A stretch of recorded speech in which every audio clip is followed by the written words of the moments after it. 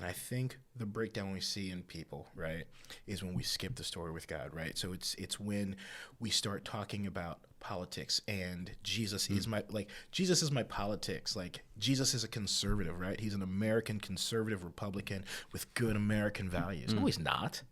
Like he's also not a progressive American Democrat. That's ridiculous because he's not an American. Man, you just lost everybody. Have you not offended anyone? No. Oh, no. I think by the end of this, All right. I can offend All right. almost everybody. No, let's go for it. Yeah. Because, it's anger that really drives traffic. So I'm here to help. Hot takes. Yep. But You're good for a hot take. Jesus is confounding.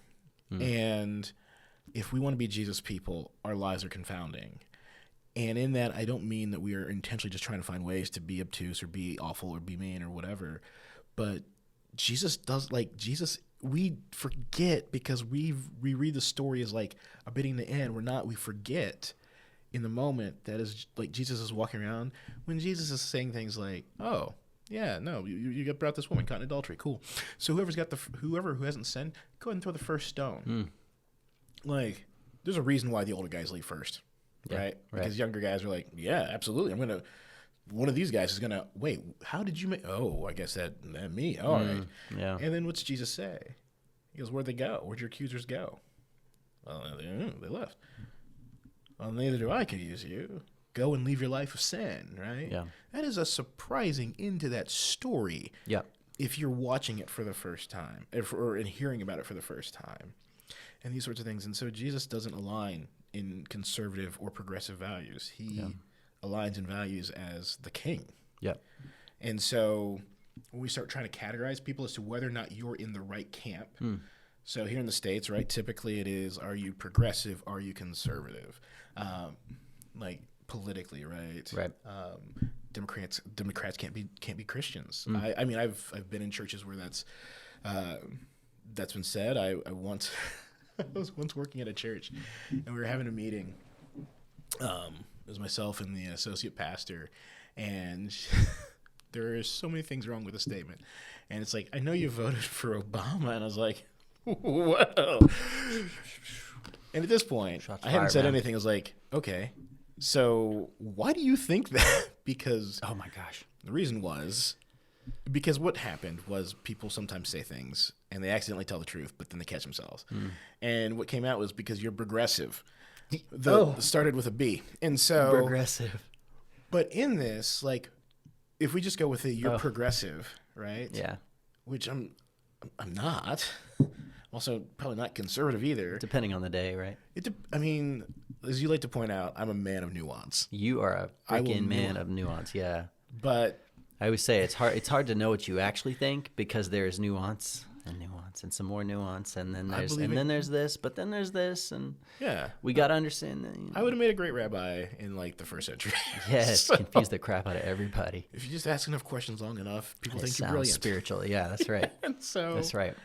Like at this point, have I really said anything important? Not at all. But you think I did because I've said lots of words. But in this though, when we try to make all of these things and conform things to, hey, I'm deciding what's right and wrong and what's good and bad based on my solo reading or the reading of my community, I think we start to miss people and we demonize people, which Jesus, I mean, again, John Seasting, who's my pastor right now, says all the time, if I can't see Jesus saying it or doing it, I have a real hard time justifying it. And I think that as a general rule is a good starting point. And when I see, people supporting things like we have to do this because we need to protect our rights, it's really hard for me to see Jesus saying that, because saying that you have your rights and you need to use your rights and and I don't think that there's anything wrong with having rights or being a citizen. I mean, we see Paul flexing that muscle in the book of Acts, and it's a solid muscle to flex, but it was never about, he never flexed it for himself. He flexed it for the kingdom, and he flexed it for those people who needed it flexed for them. And so, I mean, he kind of flexed it to stay alive. He did. You know. But, like... I understand there was a purpose with it. Right. Yeah. I get what you're saying. And so... I think the same thing sort of along the lines of like spiritual gifts when you have the conversation about, you know, God spoke to me in these dreams, or I can speak in tongues, or I can, you know, we want these things, right? Or healing people, you know. The most legitimate people that I know that have done those things, they're never doing them for themselves. Oh, no. They're not getting dreams that are going to help them in many ways at all. In fact, quite the opposite, right? And I think you see that a lot in the Old Testament prophets, you know.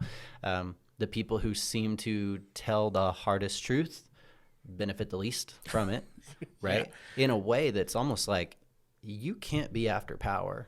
You're actually just trying to die. Like, you know what I'm saying? The church in power is a fascinating conversation that we don't have time for, but I think that I can post as many YouTube videos as I want. That is the beauty of the internet. But I think the church is at her healthiest when she has the least amount of power. And when we look over the whole of just our 2,000-year-ish history, the points where we have the least power and we are seeking the benefit of those around us because we know the King, is where we see the most good. And again, that gets difficult and messy and hard, and you move into weird places. I specifically have chosen for a lot of my years, not because I'm awesome or great, mostly because I tend to get along with people who have less definite opinions about Jesus, or even antagonistic opinions about Jesus, than sometimes to do with church folk, if I'm real honest. But I've intentionally been in a lot of really difficult and hard places that when I talk to other people about, or Christians about, like, I don't even know, like, and it's not, again, I'm not awesome, I'm not great. Usually I'm just as confused as everybody else. But I think your brother said it great last week. So I just feel sorry for whoever's on episode 47 and has to, like, do this thing where you reference, like, the 47 episode. Oh, yeah. But talked about bringing light into dark places. And if we are avoiding those hard conversations in those hard places, and we are encamping and trying to figure out us and them as opposed to us for them, or that's really good. I like that. Like, you're missing. Somebody so much should of tweet that.